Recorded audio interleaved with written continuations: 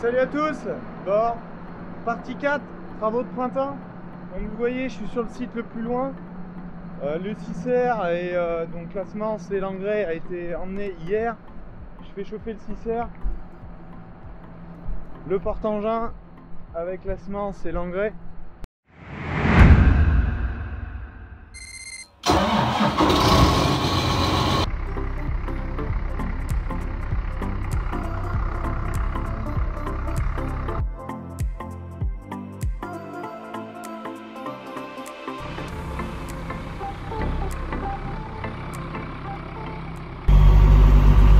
Donc voilà, je suis descendu du porte-engin. On va porter les 3 big bags pour semer cette parcelle là-bas, justement, d'engrais starter. Comme vous voyez, ils sont devant moi. Donc c'est du 12, 36, 10, donc 12 d'azote, donc pour 100 kg, 12 d'azote, 30 de phosphore, 6 de magnésie et 10 de soufre. Donc tout ça, je vais l'apporter autour de 80 kg hectare en fertile localisé dans la ligne de semis.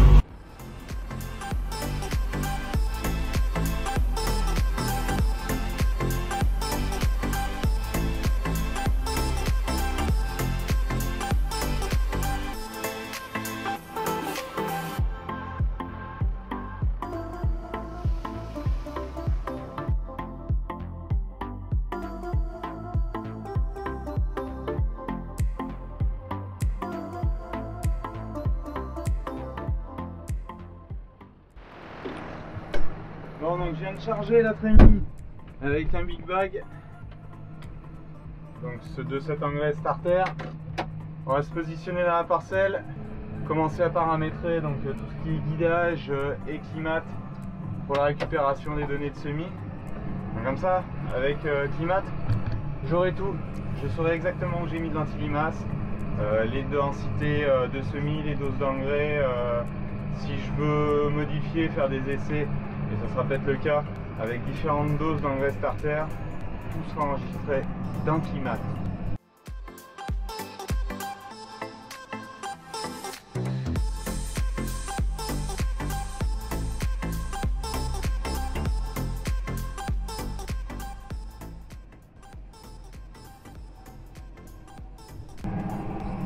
Là ça va pas trop mal, pour l'endroit ça me mène très bien parce qu'on est sec et tout. Alors là, le bip, c'est quand c'est une petite graine qui tombe d'un élément, ça arrive et ça fait un petit peu de bruit effectivement. Bon. Au bout de 2-3 jours de semis, personnellement j'y fais même plus gaffe. Voilà, bon, voilà qui est posé, il fait plus que ça va. Donc là ce que vous voyez là qui bip, c'est le contrôleur de semis. Les 6 éléments du semoir, à chaque fois que ça clignote, c'est des graines qui passent devant. Donc ça, voilà. En complément, là vous avez ma caméra en surveillance sur le disque.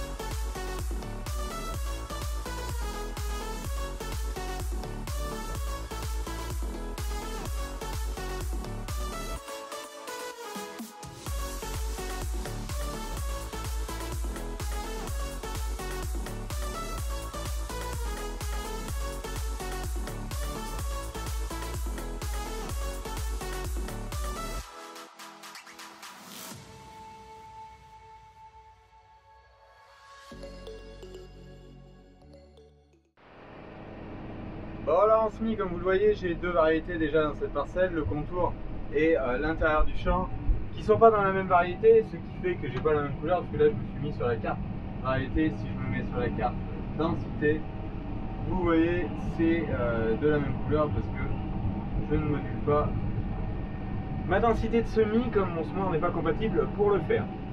Donc voilà. Bon, ça avance un petit peu, pas très vite. J'ai eu 2-3 mises à jour. Enfin, j'ai eu un fusible qui a grillé sur la trémie frontale, bon, rien de catastrophique.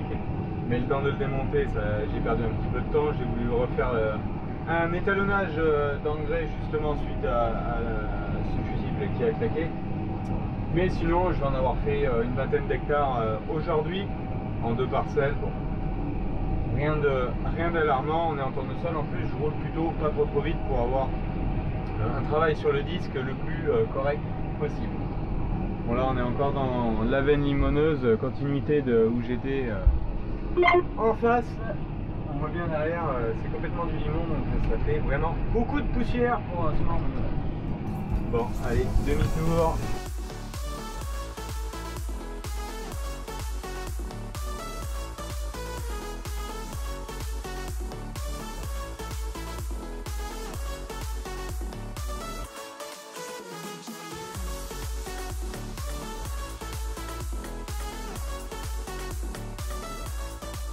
Ouais, j'ai une poussière, donc quand les grains passent bien, ça va bien, mais quand les grains passent pas, lui, il considère comme s'il y avait une perte de grains là. Donc il faudrait que... J'ai pas le tuyau là, mais demain matin, je vais ramener le tuyau pour le souffler avec le compresseur du tracteur, avec les mains vertes, pour souffler tout le semoir derrière, et puis surtout les capteurs du contrôleur de semis, parce que c'est un petit peu pénible. Allez, moi je vous dis à demain pour la suite.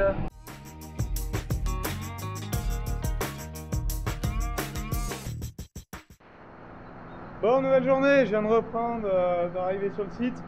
Donc j'ai mis un petit coup de soufflette dans mes contrôleurs de semis.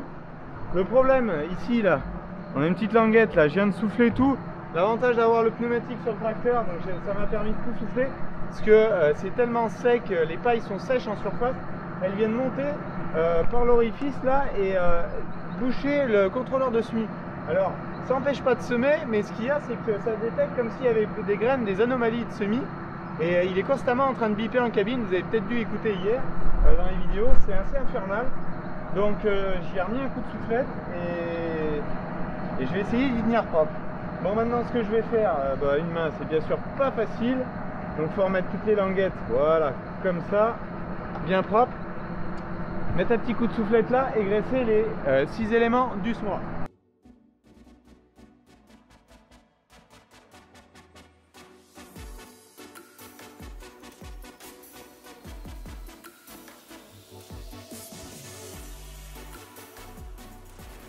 Allez, donc voilà, ça c'est fait. L'entretien, on va dire quotidien, est fait sur le semoir. J'ai bien nettoyé donc tous mes éléments du contrôleur de semis ici. Donc là, vous allez voir, il va afficher voilà les sirens. Donc c'est parfait. Maintenant, on va mettre un big bag. J'avais chargé, j'avais justement pas voulu charger hier pour pas laisser de l'engrais, une masse d'engrais dans la trémie. Avec la condensation, bon, normalement ça pose pas trop de problèmes. Mais par sécurité, j'ai pas voulu le faire. Donc on va remettre un big bag et pouvoir commencer la journée. Vous voyez, la trémie, il y avait 2 fois rien à l'intérieur.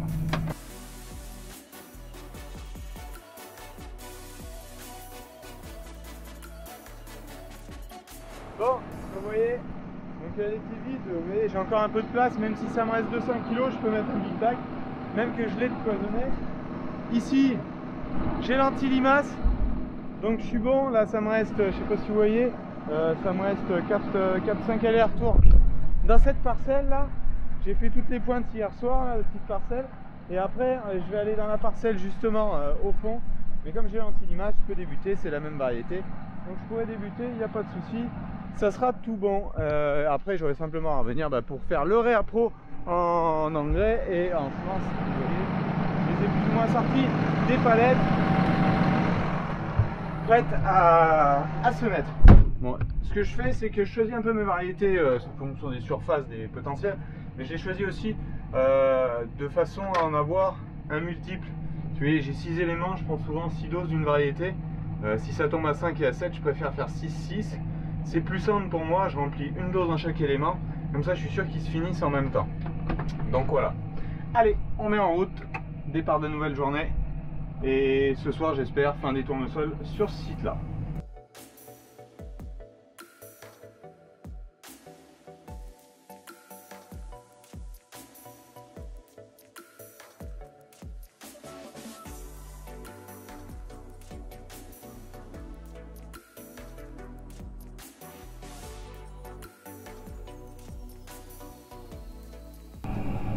Donc voilà, première passe, c'est en route. Ça va beaucoup mieux, on n'écoute pas bip bip constamment. On verra si au bout de l'arrêt, mais normalement, maintenant que les contrôleurs sont propres, parce qu'en fait c'est des œils optiques qui envoient un faisceau, et à chaque fois qu'il y a un passage de graine devant, vous voyez, il y a un bip qui vient ici, enfin une lumière qui vient s'allumer ici. Et si on a de la poussière, si on a des pailles devant, bah, ça perturbe ce faisceau là, et on n'a pas le retour d'information comme on devrait l'avoir quand c'est propre justement. Bon, vous avez vu hier, donc sur Climat, variété bleue du Volcano, variété le début de la parcelle et le rouge, c'est de l'ES électrique. Bon, on va voir là le contrôleur, mais normalement ça devrait bien se passer. Voilà, bon c'est normal que ça fasse ça, mais ce qui n'était pas normal c'est que ça bipait tout le temps quand je semais hier, donc tout le temps des demi-tours ça était en train de biper, c'est un peu constamment, un peu chiant. Donc là ça se passe bien. Donc je vous disais oui, pas de brûlure, mon engrais starter. Mon engrais starter, donc il est positionné, quelques grains peuvent être proches de la graine, mais le but c'est de l'avoir mis le plus proche de la graine, qui soit le plus facilement assimilable, parce que chez nous, bon cette année sur certaines parcelles, dont là je pense, j'aurais pu me servir de mes disques enfouisseurs. Le problème c'est que nous, chez nous, pour respecter la norme, ça serait plutôt 3-4 cm sous la graine et 5-6 cm à côté de la ligne de semis. Chez nous, 90% du temps, ben, on fait coller l'élément du semoir parce qu'on gratte tellement profond avec les disques qui sont devant que ça ressort de la fraîcheur et l'élément semeur se met à coller. Donc c'est pour ça qu'on a ces techniques là.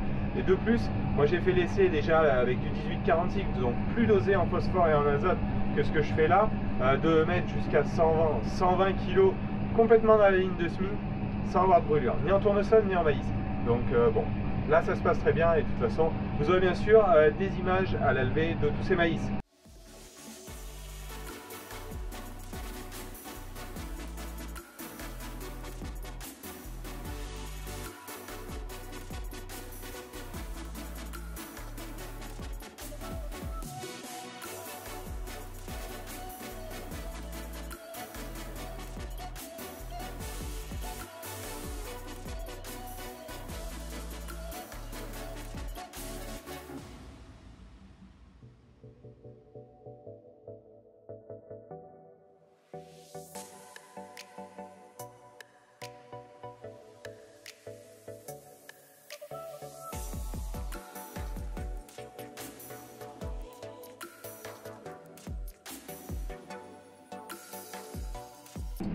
Bon, mais ça avance bien, je suis dans le fond d'une parcelle là. Ah, je vais vous prendre là. Là c'est de la terre très très argileuse, et d'habitude eh ben, c'est une catastrophe. C'est souvent très très mouillé, il y a toujours plus ou moins de l'eau et tout. Alors cette année c'est vrai que c'est l'idéal, bon c'est trop sec à d'autres endroits, mais pour là c'est vraiment l'idéal. Donc bon, on verra la suite. Je vais aller vous faire voir dehors 2-3 bricoles. Déjà je vais vous faire voir un truc tout de suite. Ici, je pense que vous voyez, consommation 4 litres à l'hectare, et j'ai la trémie qui est pas pleine mais pas vide non plus quoi. Donc vous voyez, c'est tout à fait raisonnable, même si je sème avec un tracteur qui est complètement disproportionné par rapport à la demande de puissance. Moi ce que j'ai besoin ici c'est d'avoir un châssis, un gabarit de tracteur pour lever ma trémie frontale et mon semoir, parce qu'en fait l'ensemble ça fait 4 tonnes quand c'est chargé, donc ça fait quand même pas mal de poids, et le fait d'être jumelé large devant et derrière, ben, je répartis toute cette masse, et j'avais fait le calcul quand j'avais 6300 jumelé aussi devant et derrière. Ben, l'avantage de celui-là c'est qu'on ne roule pas sur les rangs, et moi je cherche plutôt au contraire à rouler sur les rangs, je vais vous expliquer pourquoi dehors, mais le poids au sol au centimètre carré et bien même si le tracteur, le 6R est beaucoup plus lourd, et bien au final je suis sur le même poids au sol, et ça s'est avéré être vrai, hein, parce que j'ai semé 2014 déjà dans cette configuration que je sème aujourd'hui. 2014 c'était vraiment très très mouillé à semer. Il y a eu 2018 aussi qui était pas trop mal non 17 qui était pas trop mal au printemps en termes d'humidité pour le semis. Et moi je l'ai vu quand j'avais la trémie Amazon, ça m'est arrivé à certains endroits dans des mouillères de parcelles où le tracteur passe sans marquer, les éléments qui sont derrière les roues du tracteur, ça arrivait à semer. Et par contre ma trémie frontale, l'Amazon, elle s'enterrait complètement, j'étais obligé de la récupérer sur les bras de relevage, sinon je faisais des ornières, et alors derrière pour sûr, je bourrais les deux éléments qui sont derrière moi parce qu'il y avait des ornières de la trémie frontale. Donc c'est ça un peu chez nous, c'est d'arriver à trouver le compromis qui va bien. Et moi par ce montage là, je trouve que ça va pas mal parce qu'on a un sol. Là vous allez voir le soleil, mais on est super plan derrière. Je vais m'arrêter quand on est au bout là et je vais vous faire voir dehors ce qu'il en est.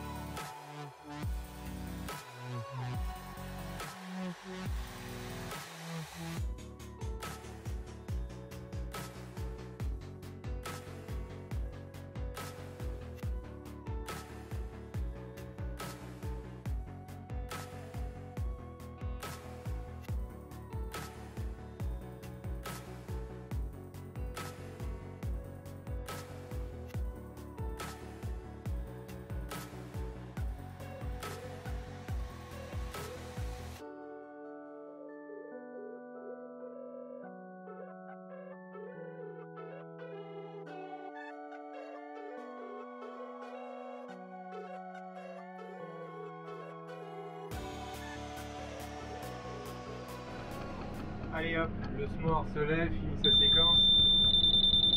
Un petit coup de contrôleur de semis, bip bip bip bip. Allez, on va dehors. M'excuserez, il y a pas mal de vent, ça dépend des moments. Donc en fait, mon problème, il se trouve là derrière. Vous voyez là, je sais pas si vous allez bien le voir vous, peut-être par là. Vous voyez, derrière la descente là, cette descente en plastique, et il y a plein de pailles. Et ces pailles là, c'est ce que j'ai soufflé ce matin, elles viennent ici là, vous voyez, elles remontent là, avec l'aspiration. Il va falloir que je renettoie tout ça là. Bon là je suis en train de semer, j'ai changé de variété, je suis en train de semer du LG 5627, grain très très gros, j'ai remonté encore mes sélecteurs. Voilà, en fait, là vous voyez, ce que je cherche, c'est que ça soit bien plan. Et vous voyez quand même, entre, là c'est entre mes deux coups de semoir, vous voyez, les roues sont pas passées. J'ai de la motte plus grosse, motte que l'on retrouve beaucoup moins, ce genre de motte là, ces mottes là, vous les avez pas sur les lignes de semis, vous voyez. Donc ça c'était le but. Donc si on regarde, donc vous voyez l'engrais il est dans le profil du semis, vous en voyez un petit peu dessus, mais il y en a quand même pas mal dans le profil du semis. Et voilà, vous voyez, grosse graine hein, par rapport à mon doigt. Donc là, là on est desséché hein. Faudra qu'il pleuve pour les faire lever à cet endroit. Mais bon, fin de semaine ils annoncent quelques gouttes, vous voyez, hop, il était là. J'ai un bon placement, c'est pas mal. Et bon, il y a les roues fontes aussi là, qui refont de la terre fine sur le rang, parce que celle-là, quand elle travaille, les mottes font pas les fiers devant. Allez.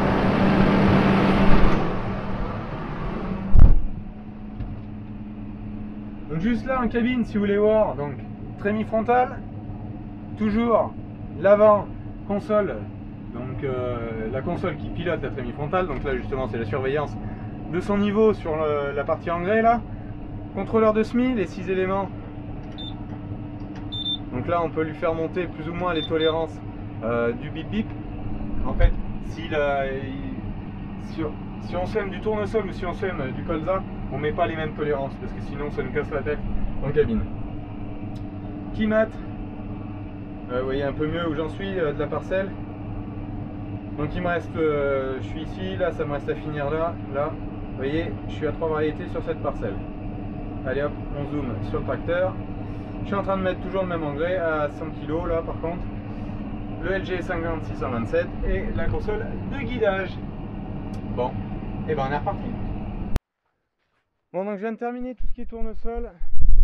Vous voyez, il en reste un petit peu dedans. Donc là je suis en train de vidanger les éléments. Donc on ouvre le jet, on met un loger là, on ouvre la trappe et je fais pisser dans un petit contenant et après je remets dans mes sacs.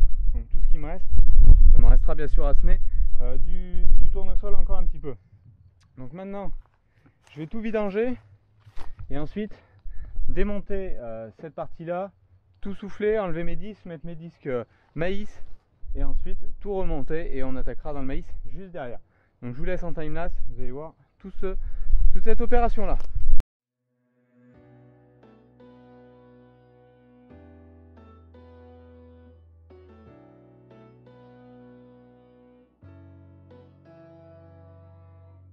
Vous venez de voir, donc j'ai démonté cette pièce, ensuite enlevé mon disque, mon sélecteur, j'ai tout soufflé, donc vous avez vu un petit peu les pailles qui étaient coincées à ce niveau là et aussi à l'intérieur du V devant la descente de grain là entre les deux disques. Donc j'ai fait ça, j'ai remonté mon disque, remonté mon sélecteur, donc c'est la pièce qui permet d'éliminer d'éviter les doubles sur le disque. Et ensuite dans cette pièce là, ici on a un éjecteur qui se trouve juste en dessus du contrôleur, qui se retrouve juste en bas ici. Vous voyez le contrôleur de SMI, il se retrouve là, à cette partie là. Donc c'est là qu'il y a l'œil optique qui permet de détecter les manques ou non. Donc ça c'est tout bon. Maintenant il me reste à mettre la semence de maïs et à régler ma boîte de distance pour l'écartement entre les graines là-bas. Mais pour ça il faut que j'aille voir en cabine quelle densité j'ai à semer dans la parcelle derrière. Il me semble que la première variété ça va être 85 000 pieds, mais à confirmer. Et je vais faire ce réglage, je vais vous montrer ensuite avec l'application en plus comment on fait.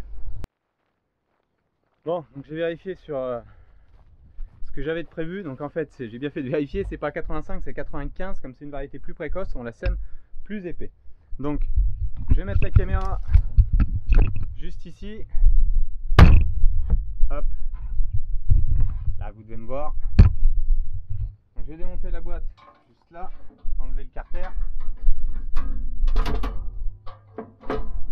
Hop, voilà. Donc une fois que ce carter est enlevé, vous avez le tuyau mais vous devez voir un petit peu dessous. On débraye la vitesse. Donc et là, ce qu'on va voir, donc on sait qu'on a des trous, des disques qui sont à 30 trous. Donc je vais vous enregistrer mon écran. Vous le verrez sur le côté, juste ici. Donc on va sur l'application Monosem. C'est un externe, c'est des roues comme ça. Je sais que j'ai un développé de roue de 195, on peut mettre 200 cm, donc 2 mètres. On a des 30 trous. Je veux une population en graines à hectare, je veux 95 000. On est à 80 cm d'écartement.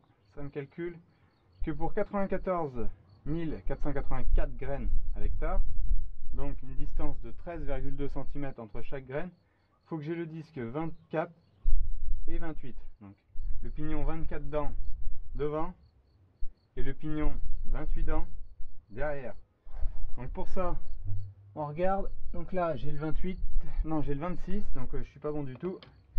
Donc en fait les pignons 28, vous voyez, peut-être pas, il est marqué juste ici 28 dents.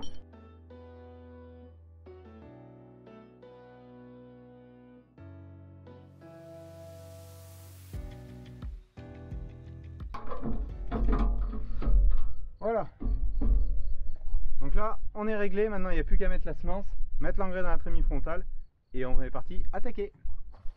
Je viens d'emmener la première variété P8834, 12 doses. Comme pour les tournesols, ça équilibre 2 doses dans chaque élément.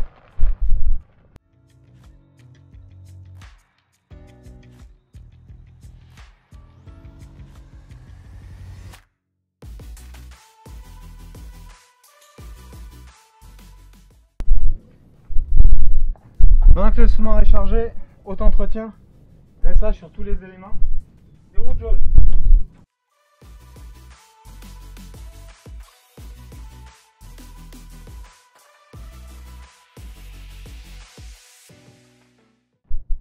Et voilà, maintenant on est prêt. Il me reste simplement total, mettre un big bag d'engrais de solution bulk comme j'avais là, donc du 12-30 6-10, et après on se met à commencer de semer la parcelle. Bon, donc poursuite du semis, donc là dans la parcelle maïs direct. Alors là par contre c'est beaucoup plus compliqué, c'est croûté dessus par le sec énormément, donc c'est pas terrible en termes d'enfouissement de graines. Je suis obligé, donc j'ai modifié mes réglages, faire piquer mon semoir un petit peu vers l'arrière pour que les descentes de graines se tombent bien à l'intérieur des sillons, vraiment très bien placés, et tout tendu mer-sort, de plomb de fermeture mer-sort sur les éléments, et réduit ma vitesse quasiment de moitié. Je suis à 4 km/h. Donc ça a l'air de se faire. Bon, si on prend le temps, l'économie, j'ai pas travaillé le sol, donc je gagne énormément de temps de ce côté-là. J'en perds un peu, à contrario, lors du semis. Mais bon, là en plus, je suis sur les contours, donc c'est 2 fois plus tassé. Comme je vais être dans les raies, ça devrait se passer beaucoup mieux. Bon, je vous fais un retour de tout ça. Moi, j'ai pinaillé un petit peu aujourd'hui, donc c'est 19 h. Je vais finir ce tour-là et on va débaucher pour aujourd'hui. On verra la suite demain de ce semis de cette parcelle.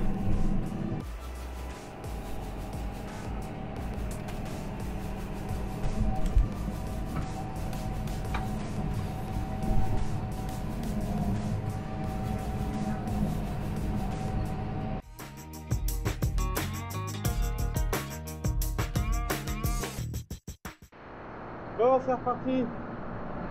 Ça met un petit coup de propagesse après les éléments. On va vérifier un petit peu toutes mes descentes, donc ça a l'air d'être bon. Bon, c'est parti pour la journée, on va essayer de terminer ce site. Vous voyez, super lever de soleil, bon, ça vous éblouit peut-être un peu. Donc on va aller finir ça, ça sème pas vite. Ça m'en reste 16 hectares à peu près, j'en ai fait 2,5 hier soir. Par contre, ça va me prendre la journée quand même, comme je sème qu'à 4 km/h. Ça prendra du temps. Mais bon, plus on attaque tôt, plus on est sûr de finir tôt aussi. Allez, c'est parti. Donc les semis ont bien attaqué, toujours dans la partie SD, donc maïs sur maïs. Je sème donc pile donc au guidage à 40 cm au milieu, donc je sème à 80 et je sème à 40 du semis précédent pour avoir marré pile au milieu entre les deux de l'année dernière. Donc bon, là j'ai fini les contours où c'est pas parfaitement bien enterré. Je roulais qu'à 4 km/h, je peux pas faire plus. Tous mes sorts sont tendus à fond sur le semoir, je peux pas faire mieux. Là dans les raies, je suis entre 4,5 et 5 km/h, ça va un petit peu plus vite. La terre est plus douce, bon parce que les outils sont pas passés. Sur les fourrières durant l'ensilage d'épis l'année dernière, les remorques sont passées un petit peu plus, donc c'est forcément un petit peu plus tassé.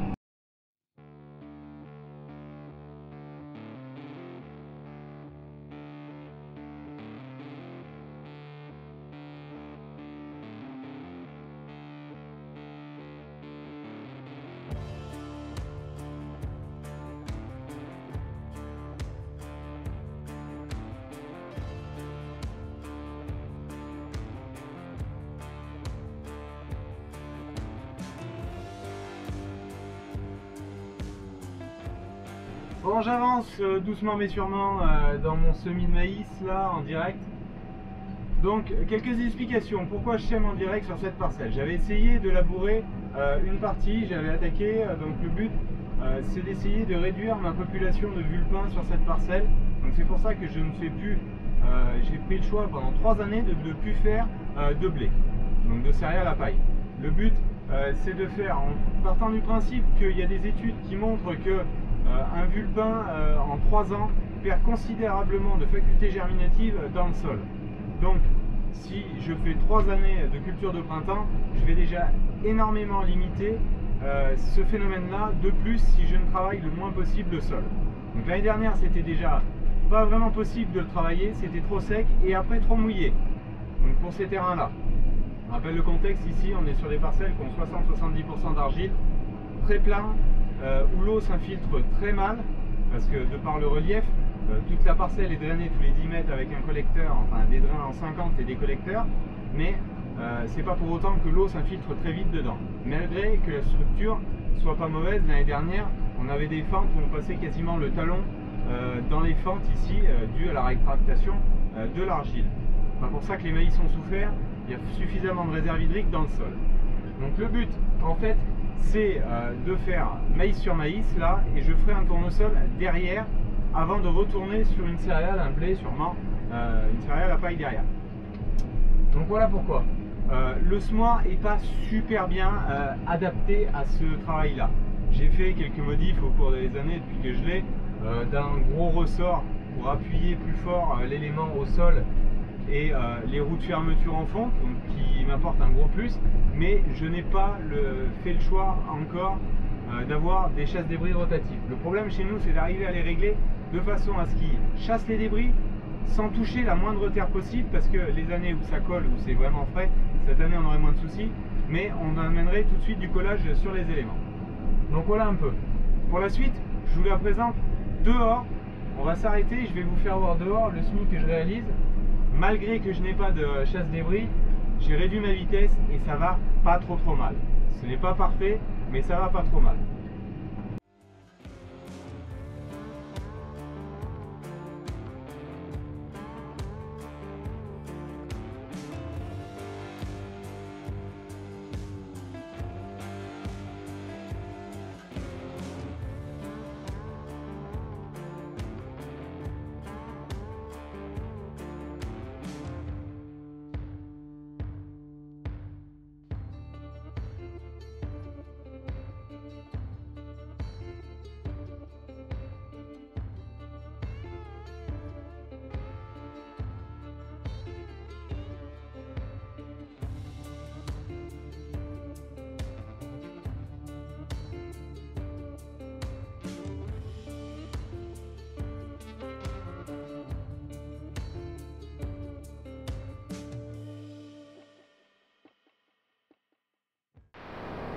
Bon voilà, je me suis arrêté dans les droites, c'est plus représentatif de la parcelle. Et je me suis arrêté là aussi pour vous faire voir des dégâts de sangliers. Là on a pas mal de soucis, il y a des gros troupeaux de sangliers, c'est pas terrible. Mais bon, ça, je peux pas y empêcher. Ils travaillent le sol, ils cherchent des vers ou du maïs. Bon, si on prend une ligne de semis, donc là en plus derrière les roues du tracteur, donc vous voyez les grains d'antilimace que j'apporte, 4 kg hectare sur l'arrêt, en bordure de l'arrêt. Tout ça pour protéger les futures plantules de maïs d'attaque de limaces, parce qu'ici on en a quelques-unes. Ensuite, vous voyez très peu, il y a 5 kg à l'hectare sur 6 et je le répartis tous les 80. Donc il y en a un petit peu en surface et mélangé dans la ligne de semis. Mon engrais localisé Starter du 12 30 6 10 NPMGS. Donc ensuite, donc là on voit vraiment le travail de ma roue de fermeture en fonte parce que on voit pas les grains. Alors ce qui est un peu problématique, c'est ça, mais vous voyez elles sont coupées les cannes. Alors faut qu'on gratte encore et voilà, les maïs sont là.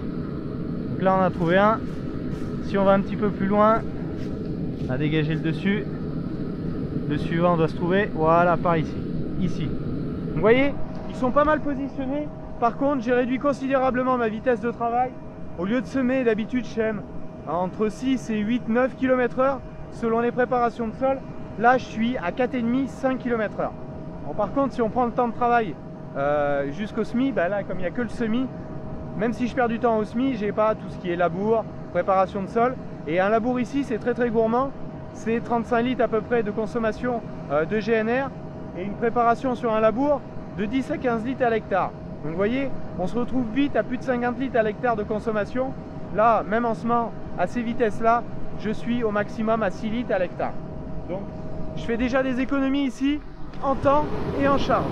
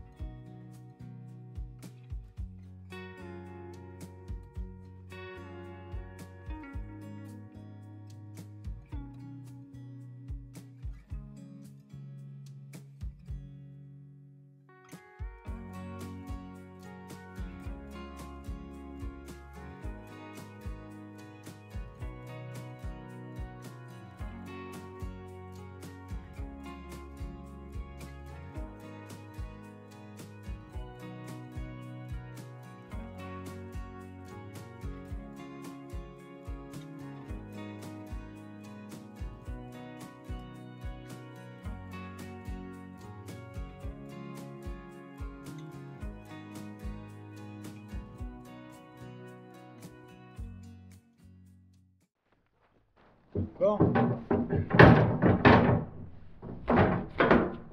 Journée terminée. Et chantier terminé sur ce site là. Donc je viens de refaire le plein de semences pour semer la parcelle sur la route.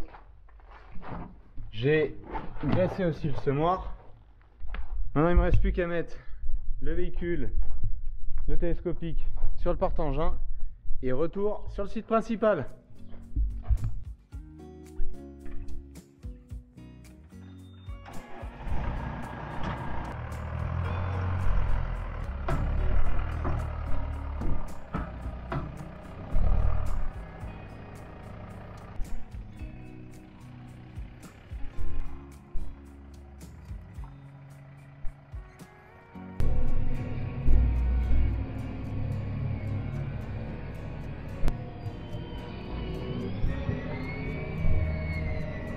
C'est short, hein. Bon, je connais un peu les courbes à prendre maintenant pour l'ensemble, mais le porte-engin il coupe vraiment les virages, hein. Le fait que les cieux soient vraiment derrière, ça paraît pas, mine de rien. La benne, on a l'impression qu'ils sont à peu près au même niveau, mais ils se retrouvent au minimum 1 mètre devant et c'est un tout autre comportement sur la route dans les courbes.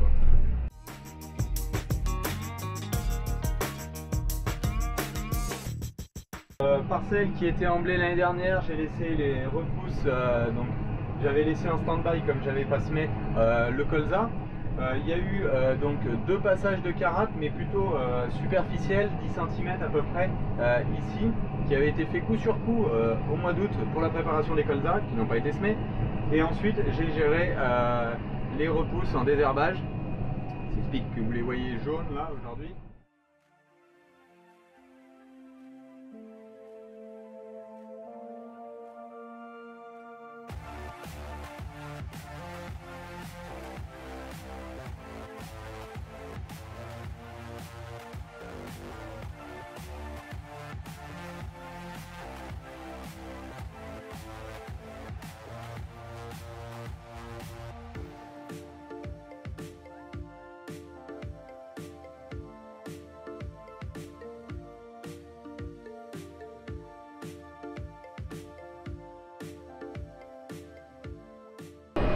Là vous voyez, l'air pousse sur le haut, là il y en avait un petit peu moins dans le fond.